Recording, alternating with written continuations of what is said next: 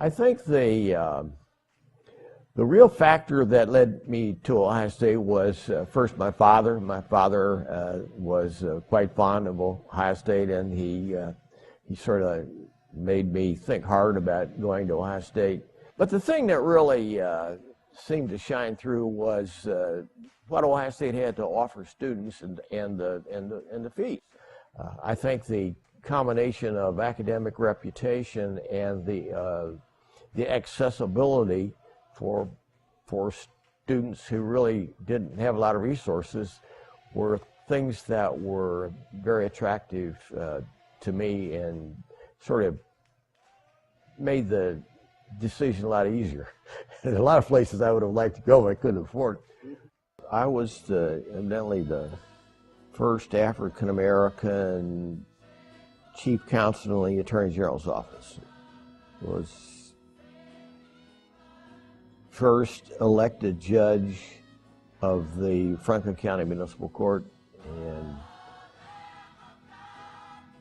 first on the Supreme Court of Ohio, first on the United States Court of Military Appeals, and the first judge of the United States District Court, Southern District of Ohio, first federal judge in Ohio.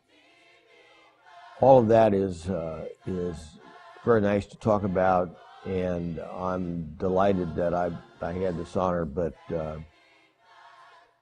what it amounts to in my mind is that I just happened to hit the time right. I was there with the kind of qualifications that were needed, qualifications which were based upon what happened to me at the Ohio State University. The whole matter here to me, as I look at it, I've been very fortunate and am honored. But what really what my concern was, in I get this job, am I going to be able to do this work? Because if I don't do this, and if I don't have some dedication to the pursuit of excellence in what I'm doing, well then I'm going to do more harm than I'm good. Because my whole notion here was, it's great to be the first doing this or that, but it would be horrible if I'm going to be the last, and I got to make sure that doesn't happen. We lost a giant this week, a man by the name of Robert Duncan, Judge Duncan. I'm sorry I get very emotional about this. Judge Duncan was a very special man to me and to all of us in this room, and he was a beacon of equality and justice, really a remarkable human being. And he was so important to this university. So in his remembrance, I hope you'll all have a moment of silence for him too.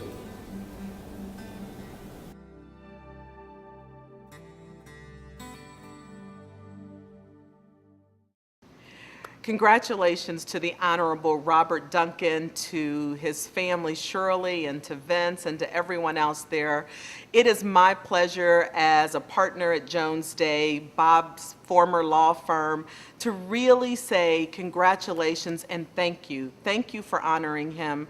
Thank you for recognizing what a magnificent man he was and the legacy that he left. Not only did he leave a legacy for Central Ohio, but Bob left a legacy for the nation.